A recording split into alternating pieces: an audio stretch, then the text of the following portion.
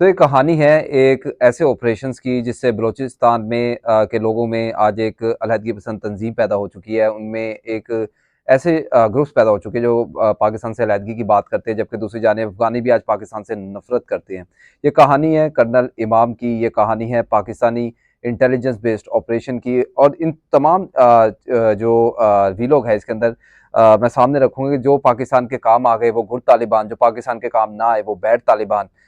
जब इमरान खान के दौर के अंदर अफगानिस्तान के अंदर हुकूमत बना दी जाती है तालिबान की, और फिर जो जबर का सिलसिला एक शुरू होता है, तो और जब आज वो बात नहीं मानते तो आज पाकिस्तान जो है वो उनको आंखें दिखा रहा है। तो ये असल में पाकिस्तान अफगानिस्तान का रिलेशन क्या है, कर्नल इमाम का किरदार क्या था, और किस तरह बलूचिस्तान को इस ईंधन में जो है वो धकेला गया, उसका किरदार इस हवाले से क्या था। तमाम चीज़ें जो है वो कर्नल इमाम की एक किताब हैं जो लिखी है।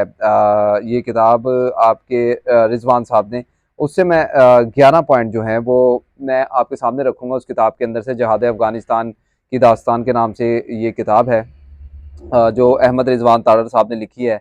और अमीर सुल्तान अलमारूफ कर्नल इमाम की याददाश्तों पर मबनी ये किताब है, यानी उनकी याददाश्तों उन्होंने ये किताब लिखवाई है। जिसको जिसके मुतरजम जो है, जिनको लिखा जो है वो रिजवान साहब ने लिखा है इसको, अहमद रिजवान साहब ने। ये तमाम चीज़ें इस वीलॉग में मैं आपके सामने रखूँगा 11 पॉइंट्स है। उसके अलावा हामिद मीर का और जनरल असलम बेग का आपस में क्या ताल्लुक था, इस तमाम मामले में जनरल असलम बेग का ताल्लुक क्या रहा, गुड तालिबान और बैड तालिबान को समझने के लिए कर्नल इमाम की किताब के अंदर से जो उन्होंने लिखवाई, उसके अंदर से ये 11 पॉइंट आपके सामने रख रहा हूँ। पहला पॉइंट जो है वो ये है कि कर्नल इमाम की शोहरत रूस के खिलाफ अफगानिस्तान जहाद में आसमान को छू रही थी। कर्नल इमाम के बगैर अफगान जहाद का जिक्र नामुकम्मल है, क्योंकि कर्नल इमाम ही वो शख्स थे जिन्होंने अफगान जहाद की बुनियाद रखी थी। कर्नल इमाम बेसिकली पहले ISI के साबका ऑफिसर थे। उसके बाद कर्नल इमाम जो है वो शामिल हो गए जो तालिबान के गॉडफादर के तौर पे ISI के लिए काम करते रहे इन्होंने। और मंजूर पश्तीन भी ये कहते हैं कि कर्नल इमाम अपनी किताब के अंदर खुद कहते हैं कि हमने कैसे अफगान जो मुजाहिदीन है वो तैयार किए पाकिस्तान आर्मी ने खुद, जिनको आज ये जो है बैड तालिबान कहते हैं, क्योंकि इनके काम नहीं आते हैं। कर्नल इमाम जुल्फ़िकार अली भुट्टो के दौर से लेकर जनरल मुशर्रफ के दौर तक अफगानिस्तान में मुजाहिदीन, तालिबान और दूसरे मुसल्लह तंजीमों के इंस्ट्रक्टर, माविन और नज़रियाती उस्ताद रहे। यानी कि अफगानिस्तान के जो लोग थे, जो तालिबान थे अफगानिस्तान में, जब लेफ्टिस्ट गवर्नमेंट गिरना शुरू हुई, जब रूस ने वहाँ पे सोवियत यूनियन आना शुरू हुई और पाकिस्तान ने एक डील करके अमेरिका के साथ बंदे यहाँ से तैयार कर करके अफगानिस्तान भेजे, और फिर उनको वैसे ही बेयारो मददगार वहाँ छोड़ दिया, और फिर वो बैड तालिबान बन गए। इस हवाले ये तमाम चीज़ें जो हैं मैं इसमें डिस्कस कर रहा हूँ कर्नल इमाम की किताब के अंदर से। जो जहाद अफगानिस्तान की दास्तान के नाम किताब है, ये अगर आप वो पढ़ेंगे तो आपको ये पॉइंट्स भी उसमें बआसानी समझ आ जाएंगे।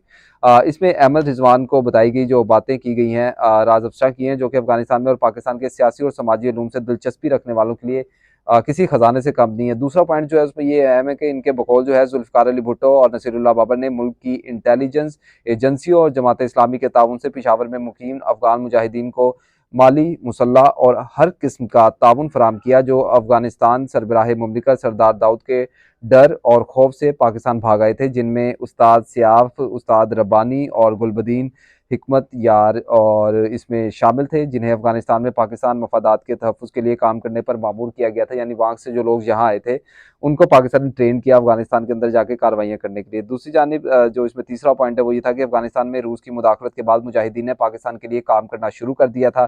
पाकिस्तान ने अमेरिका से डॉलर लिए, और उसके बाद ये चीज़ें उन्होंने इसमें लिखी नहीं कि हमने डॉलर लिए अमेरिका से, नहीं लिए, क्योंकि आज भी कुछ लोग जो हैं वो कर्नल इमाम को मुजाहिदीन तैयार करने पर अपना हीरो जो है वो मानते हैं। पाकिस्तान के अंदर भी कुछ ऐसे लोग मौजूद हैं। अफगानिस्तान में मुजाहिदीन की कामयाबी को देखते हुए अमरीकी सदर जिमी कार्टर ने सदर ज़ियाउल हक को $40 मिलियन की पेशकश की, तो सदर ज़ियाउल हक ने पाकिस्तान की खिदमत के एवज मज़कूरा रकम को मामूली करार दिया। इट लाइक द पीनट्स, ये तो आप हमें पीनट्स दे रहे हैं। जब आपको लाखों डॉलर की ऑफर हुई थी तो सदर ने कहा कि हम तो बंदे तैयार कर करके ज़ियाउल हक ने कहा कि वहाँ भेज रहे हैं जहाज के ऊपर, तो इसको बढ़ाया जाए। मामूली रकम गर्दानते हुए मूंगफली के दानों के बराबर जो है इसको वो करार दिया था उन्होंने उस वक्त। ये तमाम चीज़ें ये किताब के अंदर लिखी है, मेरी अपनी बताई हुई नहीं है।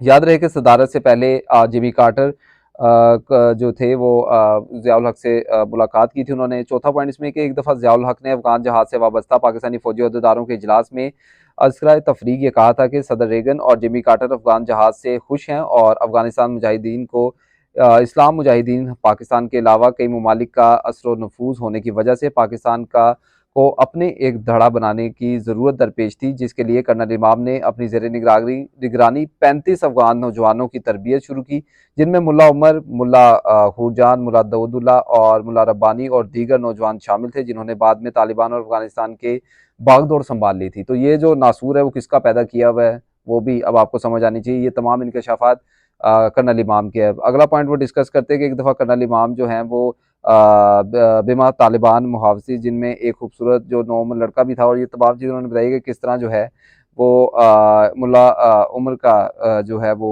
बेटा था, और मुल्ला उमर का बेटा मरा उसके बाद एयर स्ट्राइक के अंदर, और उसके बाद मुल्ला उमर जो है वो अमेरिका से और बाकी लोगों से जो है वो बदला लेने की बार बार बात करते रहे। छठे पॉइंट्स में कहते हैं कि सदर ज़ियाउल और वज़ीर आज़म मोहम्मद खान जुनेजो के दरमियान जिनेवा मुआहदे पर इख्तिलाफ पैदा हो गए थे। मोहम्मद खान जुनेजो ने जिनेवा मुआहदे की हिमायत के लिए सदर ज़ियाउल और फौजी इस्टेब्लिशमेंट नहीं चाहती थी कि उसकी हिमायत हो। इतनी कोशिशों के बाद अफ़गानिस्तान हाथ में आया था, इसलिए ऐसा करना जो थी वो बेवकूफ़ी थी।